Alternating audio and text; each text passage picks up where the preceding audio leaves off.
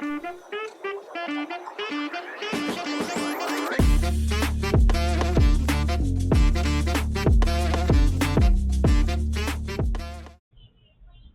morning. Today I kind of wanted to do something a little different. I wanted to kind of start a series where I talk about some of the decks I've built. I don't like to go on the internet and go on to EDH Rec and just build commanders how everyone else builds commanders. I mean I know they work and they're good, but sometimes I just kind of like to do it a different way. So I pulled a Kykar Wind's Fury from a pack, and that's pretty much how I usually find the commanders that I want to build. Either I see them played online, or I pull them and I'm like, oh, gotta build him, and he was one of them. So this deck, usually you can build him either very stormy. Kykar's a 3/3 flying bird wizard. Whenever you cast a non-creature spell, create a 1/1 white spirit creature token with flying. Most important part, you can sacrifice his spirit and add 1 red mana. So it's pretty good. The keyword in here is non-creature spell. So anything artifacts, enchantments, auras, even your mana rocks, he'll trigger. So this deck has probably won me the most games, I think, in my play group. He can take long turns.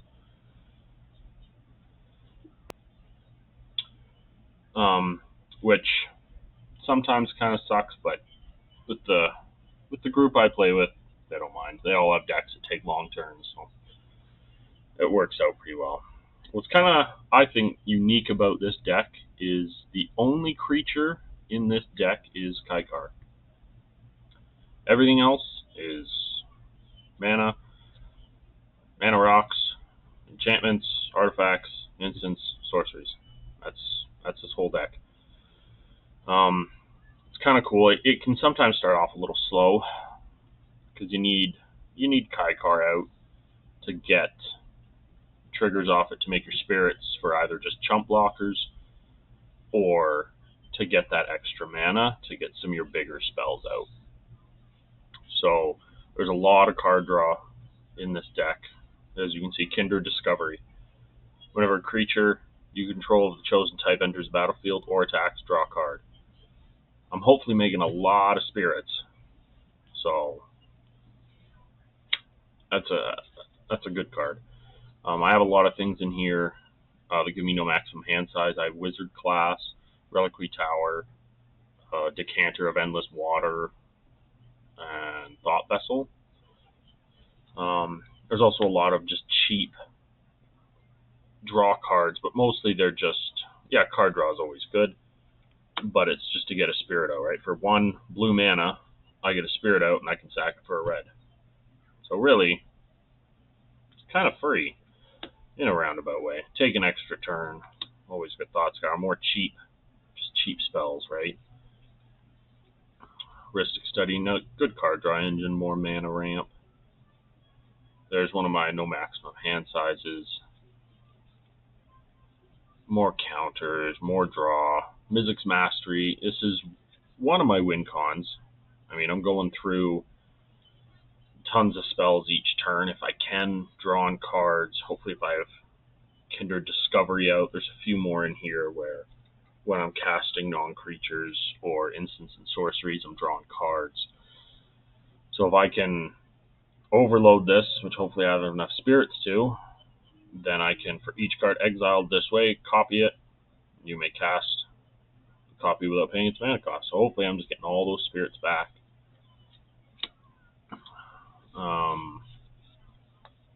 Wand of Wonder. I love this card. I love the art on it. Oh, if it'll focus. It's an artifact. You can pay 4 and tap it. Roll a d20. Each opponent exiles cards from the top of their library until they exile an instant or sorcery card. then shuffles the rest into their library. You may cast up to X instant or sorcery cards, spells from among cards exiled this way without paying their mana cost. And then you roll a d20. 1 to 9, X is 1, 10 to 19, X is 2, and a 20 is 3. So it's a pretty cool card. I like it. It just kind of gets a little chaos into the game. You're casting other people's spells. It's pretty cool. I've always wanted to make a deck about just rolling d20s. I think it'd be a lot of fun. Elrond's Epiphany, Mystical Tutor, Hell to Pay. There's a lot of big X spells in here as well.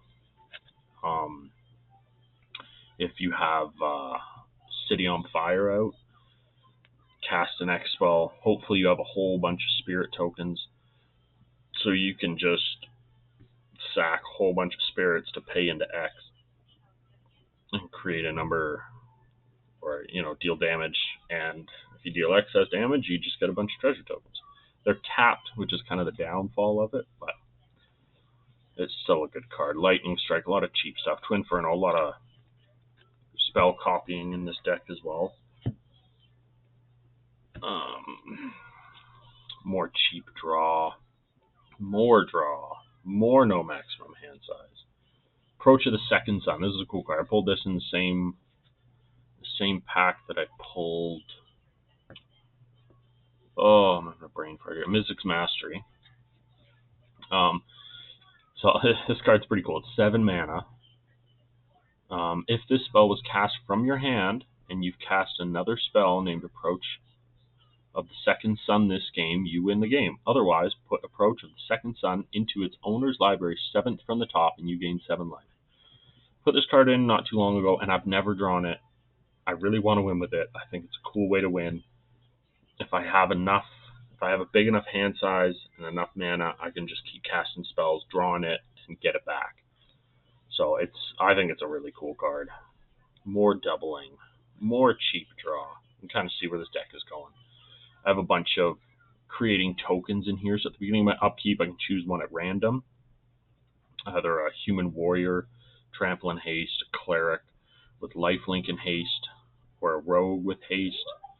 So it's a lot of, I still need to protect myself, because when I start pumping out lots of spirits, usually you get quite a bit of hate pretty quick. Whenever you cast an instant sorcery spell, I can copy it, so more copies. Mystical Retrieval, Chaos Warp, Shock, cheap damage. I mean, if I have Kykar out, I spend 1 red for it, goes on the stack, cast it, right? It resolves, I get a spirit. So Shock is free, essentially, right? More doubling. Shark Typhoon. I love this card. Absolutely love it. Whenever you cast a non-creature spell, create an XX blue shark creature token with flying, where X is that spell's converted mana cost. You can also cycle it. Never done that. But, I mean, you get to create flying sharks. Who doesn't want to do that? Whirlwind of Thought, huge card draw engine. Essentially same trigger as Kykar, but I just get to draw a card. Dissipation Field, good protection. Kind of makes people think twice about attacking you. Whenever a permanent deals damage to you, return it to its owner's hand. If people got something real big, they don't want to have to get it out again next turn. They might think about twice about attacking you, which is always really nice. When you cast a non-creature spell, creatures you control get +1/+1 until end of turn. Untap those creatures. Whenever you cast a non-creature spell, you may draw a card. If you do, discard a card. Again, more card draw. This one's cool. Rite of the Dragon Collar. I bought this at a face-to-face event we had locally here. Again, I've never got a chance to cast this one either, which kind of sucks. Whenever you cast an instant or sorcery spell, create a 5/5 red dragon token with flying. I mean, it's great. It's great. Let's see what else we got here. Yeah, this deck's a lot of fun to play. I did take Cathar's Crusade out of here.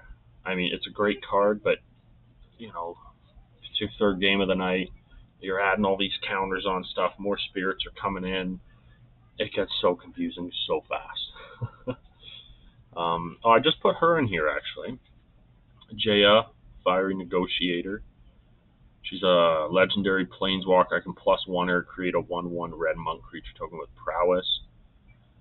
So those things can get pretty big pretty quick in this deck. -1, exile top 2 cards of your library. Choose one of them. You may play that card this turn. So kind of more card advantage. -2, choose target creature an opponent controls when you attack this turn. JF Fiery Negotiator deals damage equal to the number of attacking creatures to that creature.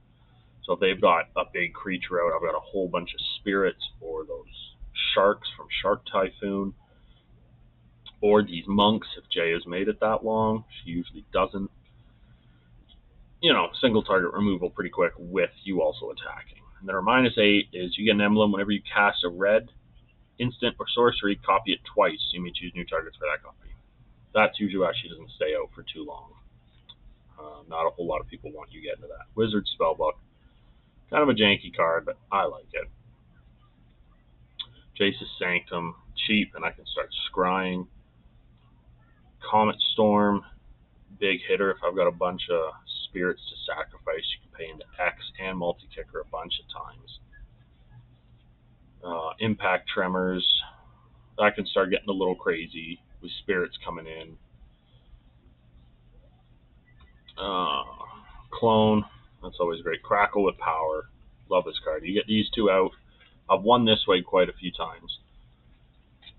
Crackle with Power. It's X3 and 2 red, so it's a lot to get out. But again, if you're getting a bunch of spirits, it can make it happen pretty quick.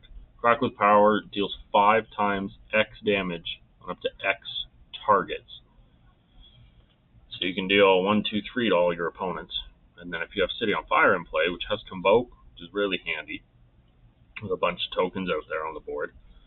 If a source would deal damage to a permanent or player, it deals triple damage. So you got 5 times, triple it. Deal a lot of damage that way. Wizard class, drawing a lot of cards. If you get it up to level 3, whenever you're drawing a card, put 1/1 counters on a creature. It's great. I love this deck. One of my favorites, I'm not going to say my favorite, I'll probably do my favorite deck next. But I think it's just an absolute blast to play. Not a whole lot of people expect it. You just start going off slow, casting your Ponders and your Brainstorms, and no creatures are coming out. And then all of a sudden you get Kykar out. Now they start to see how the engine works. All those little spells I'm casting, well, I'm getting spirits for them now. I can make them bigger. I can use them for mana for my big X spells. It's great.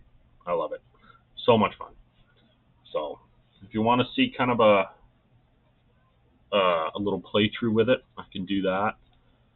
But yeah, that's my Kykar Wins Fury 0 Creatures deck. I hope you guys enjoyed me talking about my my Kykar deck.